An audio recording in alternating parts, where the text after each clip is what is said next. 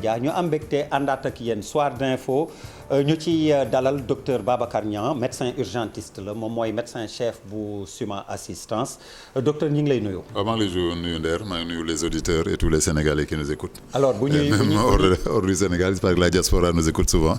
alors dañuy sawar a dalal la ndax waxtaan wi ak tolluwaayu mbas mi. boobu ba léegi gis nañ ci sa taxawaay ak ni ngi ciy waxtaanee ni ngay sensibiliser ci la ñuy dellu siwaat ndax dafa mel ni troisième vague bu saf-sap tàbbeeti na Sénégal ndax mbetteel la déjà. bon man déjà du mbetteel et puis du troisième vague parce que affaire mosul taxaw. mosul taxaw man mi nekk privé yi. oui j'ai toujours eu un ou deux cas bi mu gën a wàcc. donc disons que am na beneen variante bu ñëw. ah ok kon problématique bi ñu jàngatee ko noonu. voilà. dafa am variante boobu nag expliqué naa leen boo jur ay doom yu bari. te dafa am ku ciy changé. am na ku ciy saxoor am na ku ciy gentil am na ku ciy. te variante ba ban la ba yàgg ji ban la mooy delta bi actuellement delta bi dafa gën a saf kon. waaw non parce que moom xale yi day laal xale yi. les jeunes parce que avant waxoon nañu. adulte yi lay laal te contamination moo gën a gaaw. contamination moo gën a gaaw. moo gën a gaaw te dafa silencieux aussi. fi nga bële bi nga daan am fièvre nga sa yaram sonn ak yooyu doo ko yëg. ak sëqët beeg yooyu voilà yooyu yëpp te dafa à minima. ak ni ñu daan wax dootoo salami dootul saf ak signes yooyu yëpp presque daf de côté. moom daal da ngay jékki-jékki ñu yóbbu l'hôpital. day naxaate daal bi yoon moom. yóbbu hôpital rek laa la wax. da ngay jékki-jékki yóbbu hôpital ñun on travaille un peu dans les urgences à domicile dañuy jékki-jékki ñu à domicile. alors que am na ñoo xam ne avant dañ daan ñëwal seen bopp ñu consulter leen moom la du moom. ñu waxtaan mais léegi famille yi bu ñu lay oo déjà ñoom ils ont le diagnostic. parce que day fekk nga tëdd nga toll foo xamee ne vraiment dara desu si quoi. kon noonu lay lore mi ngi yóbbuwaate. bon yóbbuwaate bi ñu ngi xeex quand même. ñu ngi xeex médecin yaa ngi dóor seen waar je pense quand même que day bu ñu ko compté def naa temps ay 3-4 la ñuy wax. bon mu nag. mais contamination bi dafa jékki-jékki ni ngay wax gën a bëreeti. 354 356 460 et quelques 500 et quelques même des chiffres records. mais au Sénégal. au Sénégal. Sénégal oui fii jëlal Inde léegi. oui Inde c'est des milliers par. oui parce que ñoom it milliards lañ. bu ko rapporté à nos chiffres nous 16 millions de Sénégalais plus d'1 milliard d'Indiens. mais jëlal Brésil. Brésil aussi c'est pareil. bon c'est pas parce que dañu gën a bari dañu war a gën a dee. donc feebar bi bon dafa ñëw daal avec beneen aspect. bon mais apparemment ba léegi traitement bi benn la. day gën a yàgg résultat bi gën a. mais justement est-ce que variante bii ngay wax. ni ñuy fajee bële. exactement même chose. même chose. naka la loolu mën demee it. mu soppi xar kanam. te même paj mi. di ko continuer bu la jëmee paaka la lay jëm. paaka bi day dugg lu sori wala duggul lu sori. donc traitement même la dañ koy suturer def pansement. vaccin bi tamit est-ce que vaccin yi ñu jot a def efficace na ak variante yi. bon variante déjà moom mooy perturber déjà vaccin yi. parce que bi ñuy defar vaccin yi. boobu variant boobu existé wul. waaw. bon léegi laboratoire bu nekk mu ngi xeex naa way variant bu bees bi man dinaa ko couvrir man duma ko couvrir. mais loo xamul woon bi ngay defar. c'est pas sûr que di nga ko couvrir. oui moom ko couvrir mais bon comme li ma la wax Big Pharma moom dafa bari doole. bu utiliser média am day wax ne bii sama bos efficace na. mais alors que loo xam ne xamuloo ko woon bi ngay defar bi ngay tabax sa kër. xamuloo ne dafa may jaan ci biir. donc boo gisee jaan bi doo mën a yor loo ko dindee. daal bu la bettee surtout bu la bettee. d'accord donc moo tax vaccin yi tamit bon loolu laa ni wax vaccin yi daal d'ici 5-10 ans. foofu la ñuy xam. fan lañ dem mais moo ñu dese nag léegi ci moom la ñuy jàpp. parce que feebar dafa jaaxal ñëpp. justement kon léegi boo ma waxee loolu diggante paj bi peut-être même chose la mais avec aussi les mêmes résultats. vaccin yi tamit ñi ngi jiixi jaaxa tuuti donte je le répète def ko moom moo gën a wóor lan mooy pexe bi jamono ji. pexe bi mooy mesure barrière yi. mesure barrière yi man je suis un exemple vivant maa ngi nekk ak ñoom di añ ak ñoom di reer ak ñoom. mais sol sama masque. sol sama bonnet. sol sama surblouse. ça fait 2 ans. maa ngi muslu ci feebar bi. ñi ma nekkal tamit 125 personnes ñooy liggéey ci clinique bi. bon ñi ko ci jot a am bon kenn ki Kër Massar la dëkkoon am nga moom feebar dafa taroon. mu am ko keneen ki mbokkam Italie la jóge woon am ko. ba ñu suul ko sax bon ñoom moom te mu jàpp ko. mais sinon deuxième vague bi parce que amuñu kenn. troisième vague bi tamit ñu ngi gën a insister di xeex ak malade tamit parce que malade dañuy ñëw di consulter bëgg groupé wu. bu feebar gën a bari mais bon sinon bu rafet la sax ba foofu laay nekk di leen génne di leen dugal xaaral sa tour ngay soog a dugg. bon loolu tamit pour teg mesure barrière yow par exemple structure privée bi nga yor da nga fay da ngay hospitaliser ay Covid. non kii Nder xam nga. wala yow amatoo lu dul ay cas Covid. xam nga mooy médecine d'urgence. médecine d'urgence mooy yaa ngi maa ngi lay faj depuis 50 ans. waaw tey bu beneen feebar bu ñu koy inventé woon. dama lay bàyyi wala ne la. waaw foog nga jël ko en charge de waaw. foog nga gérer ko feebar bi ñëw ñun dañu préparé wu. fagaru def sunuy chambre dafay annexe. donc vous avez des lits dédiés et une partie peut-être dédiée à Covid bi. à ce jour là on a 17 malades hospitalisés. 17 malades nga yor jamono ji benn bu nekk en réa. kenn ku war a nekk en réa mais ñu ngi naxante moom ci biir benn chambre. parce que benn structure boobu ko jël. xanaa dañoo fees moo tax mënuñu ko jël. hôpital yi jamono ji dañoo fees bu ngeen amee malade bëgg ko référé da ngeen di am problème. du ñu référé sax ñu noo préféré dañuy commencé di la faj. kon situation bi toll na foofu docteur. dama nelawuma 4 heures du matin. nelawoo ba 4 heures du matin ndax sans compter problème oxygène bi ni muy tare. oxygène tamit oxygène bi dafa tar. da ngeen am problème oxygène dafay manqué. ñun privé sax dañuy jënd bon duñu amuñu problème mais 1,2 million laa def chèque gu démb. ça c'est qu'on a utilisé dans le week-end. am na benn malade boo xam ne moom rek 9 bouteilles de 10 mètres cubes lay consommé. c'est-à-dire il est entièrement dépendant poumon yi tamit ce qui est bien c'est que le scanner te montre où tu en es. le scanner mooy wax sa poumon bi toll na fii moo joxe pronostic bi. wax mooy décider ndax da ngeen moom kooku ngay wax ni 10 mètres cubes par ki ngeen koy defaral. 9 bouteilles de 10 mètres cubes 9 bouteilles de 10 mètres. donc 80 mètres cubes laa wax de waxuma la litre. 10 mètres cubes. oui 15 litres par minute. 15 litres par minute d'oxygène lay jël. nga multiplier ko pour une heure nga multiplier ko par 10 mu doon 150 nga multiplier ko par 6 tu vois. kooku ci misaal rek ban pourcentage la poumon yi toll. kooku moom mu tolloon 55%. 55. 55. est-ce que c'est à 55% on récupère le patient wala. on se bat.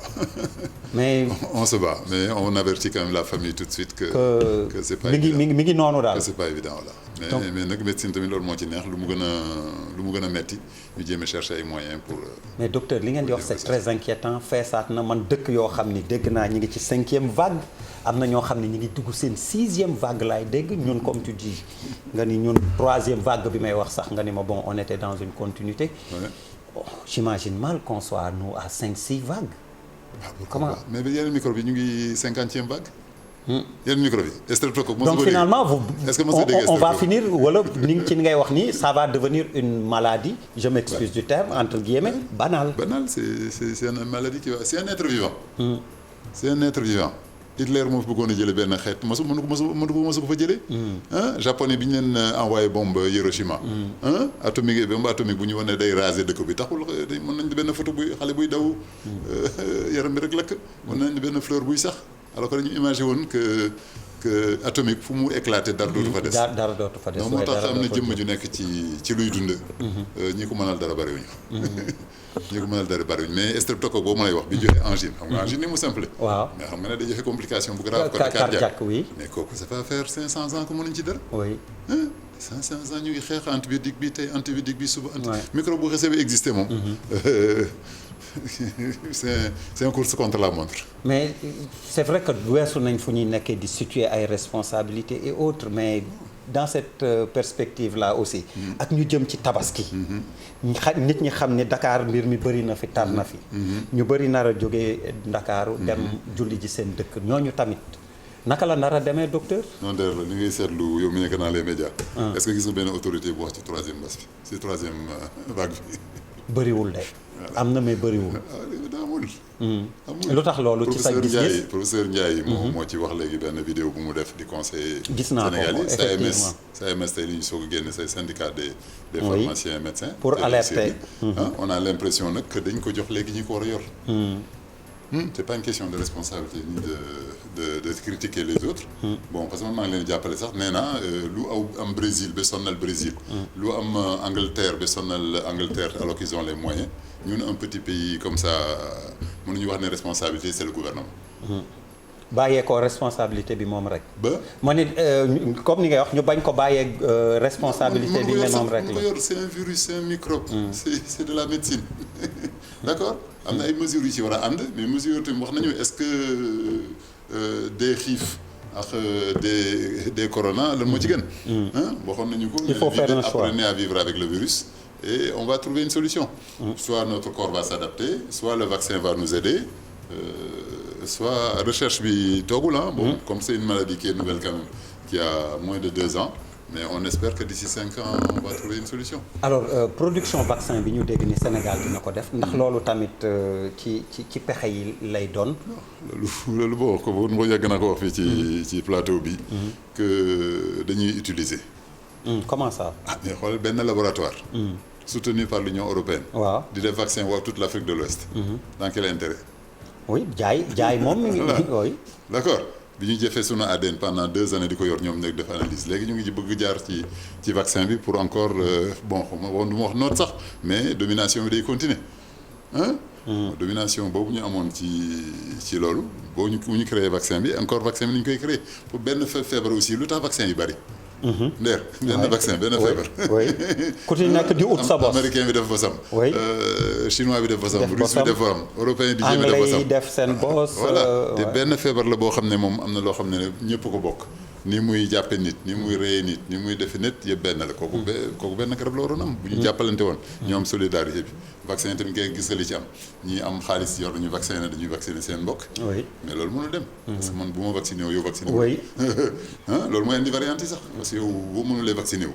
à force microbe bi nekk ci yow. day gën a développé di am ay variante yooyu nag c'est pas sûr que vaccin bi nga defoon. oui dina ko couvrir parce que c'est vrai que souvent dañuy dégg loolu ñoo xam ne vacciné wu nañ ba pare mais ñu ne amaat nañ ko mais c'est du ñu def la forme grave. est-ce que loolu c'est avéré aussi. bon scientifique yi ak la Big Pharma loolu la wax. Big Pharma nag xam nga ni muy détenir l'information et la communication. kooku Big Pharma nga expliquer ko foog nga expliquer ko ñii seetaan nga xam ni xamuñu lan mooy Big Pharma. Big Pharma mooy big mooy lu mag. waaw pharmacie bu mag. kuréel yi nekk ci àddina bi ngànk mbirum pharmacie te bëgg jaay seeni garab bëgg doxle. bu ñu doon jël les activités yi gën a am xaalis ci àddina bi defe naa après le pétrole Big pharmacie moo ci topp. est-ce que pharmacie jiituwul sax. voilà bon yow yaa ma gën a xam sax. est-ce que voilà est-ce que donc pharmacie ñooñu bu ñu amee puissance boobu presque lu leen neex ñu jaay. lu leen neex ñu jaayee ko. bon mu ngi noonu. mais léegi je reviens à ce que je disais. quand même ñi nar a bàyyeekoo ci ay gox di julli ji feneen. am na loo xam ni war nañ leen ko mën dénk ci cadre Covid bi. man defe naa tollu feebar bi toll na boo xam ne ku nekk léegi war nga comprendre. danger yi ak sa intérêt. war nga comprendre maintenant la ñun ñu ngi nii on est 125 personnes au milieu de la maladie on s'en sort grâce à des mesures barrières. donc loolu lay conseiller ñëpp. nañu góorgóorlu jéemee wàññi mbooloo bi. di raxasu di sol seen masque. est-ce que test yi ñu ngi koy def ba léegi ni ñu ko war defee. test yi bon temps yi yéex na. yéex na dama xamul ndax dafa manqué wax xamul ndax feebar bi la parce que ñun gis nañu ci nouvelle vague bi. dañ lay defal plusieurs tests ba 3 tests ñu naan c'est douteux c'est pas clair. te résultat bi du teel a génn. c'est moo tax sax feebar bi faj bi di gën a yàgg. fi ñu la doon fajee une semaine pile. da nga dugg tey 6 jours après ñu def benn test mu négatif nga génn kooku amatuñ ko. léegi il faut ñu dem ba 9 jours jëm 10 jours. te yéen ni ngay wax yéen ñiy faj xamu leen lu waral loolu yéexaay. c'est qu'on est dépendant. nee naa la état bi a posé un monopole par l'Institut Pasteur et l'Union européenne ñoom ñoo financé côté test bi yëpp. bu bandelet manqué da ngay taxaw di leen xaar alors que appareils yooyu nañ leen 35 appareils ñu ngi fi. mais pexe bi du woon tamit ñu privé comme public ñu et puis man souvent j'entends parler de commander un test à 25 000. dafa mel ni am na des tests rapides. yoo xam ni léegi c'est sur le marché disponible. Bon, mais ils étaient pas très fiables. Pas très fiable. Donc mun nga ko def le résultat n'est pas fiable. Pas très fiable. Très fiable. Kooku moom le marché aussi dès qu'il s'ouvre tout le monde se met dedans. Il y a du faux, il y a du vrai. Vous ne le recommandez pas. Bon man bi gën a wóor daal moo ñu jël sa deret.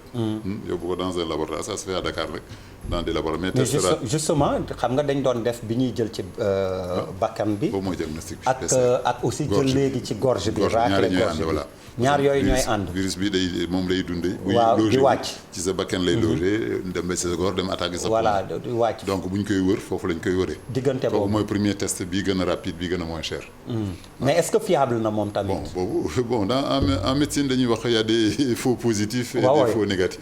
Justement parce que il y a aucun pourcentage à 100% dans aucune étude, dans aucune recherche. parce que gis naa ay cas ñoo xam ni dañu def test bi tey. négatif tey ñu defal leen ni ngay wax scanner bi tey. gis ni am nañ atteinte pulmonaire alors que test bi dafa génn négatif. mais loolu moo neex ci médecine c'est que heureusement on ne se fie pas sur un seul élément. balaa ñu lay wax ne da nga am feebar bi il faut d'abord ñu examiner la. oui il faut médecin examiner la xool sa gorge xool sa yaram laaj la ndax da ngay am fièvre doo am fièvre. laaj la ndax yaa ngi dégg yaa ngi xeeñtu. waaw xeeñtu yooyu signes yooyu yëpp la ñuy boole. mais comme nee nga delta bi tamit dafa indi beneen xar kanam. xeeñtu boobu ak làmmiñ baa ngi saf wala déet. moom léegi mën na ko laf. voilà boobu amatuñ ko. léegi nag vraiment da ngay jékki daal nga loof. ci loof boobu la ñu commencé def PCR boobu pour xool. ci loolu la ñuy defee scanner bi. dégg nga kii bi PCR bi bu yéexee nga def scanner mais si tu as les moyens parce que 90 000 francs. exactement lay jar mais dans certains pays moom scanner bi sax mooy def diagnostic bi. PCR bi on s'est rendu compte. bu dee scanner sans injection bi am na privé yu koy defee 50 000. bon c'est à 50 000 c'est possible waaw mais 50 000. oui c'est pas donné am na c'est entre 50 et 70 000 comme vous dites. et là il faut avoir les moyens. bu dee hôpital moom dañ lay xaarloo. souvent da ngay am ay délais d'attente yoo xam ni et comme ni nga wax ay cas d'urgence la quand même Covid. léegi test deret bi lan mooy solo bi parce que ñi ngi wax nañ bu njëkk bi. nga xam ne dañuy seet put bi ak bakkan bi. test deret bi. test deret moom day doser say anticorps. day xool ndax microbe bi mas na dugg si yow ak sa yaram nu mu réagir.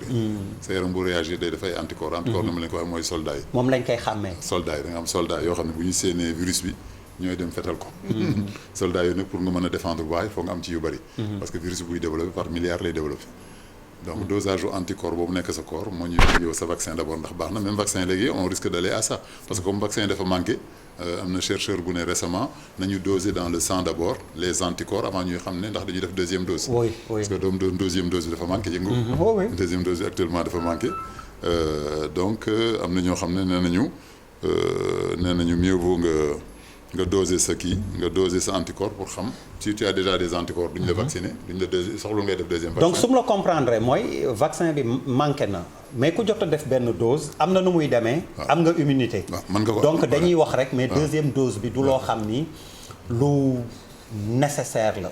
wala bon je cherche sax naka laa deuxième dose aussi ça revient à ce que je dis la Big Pharma. Big Pharma bëgg na jaay. oui bu ko neexee mën la ñaari dose ngay def wala ñetti dose.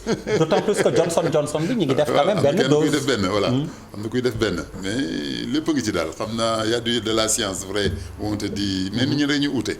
mais même yeneen vaccin yi ñu découvrir avant daan am rappel quand même.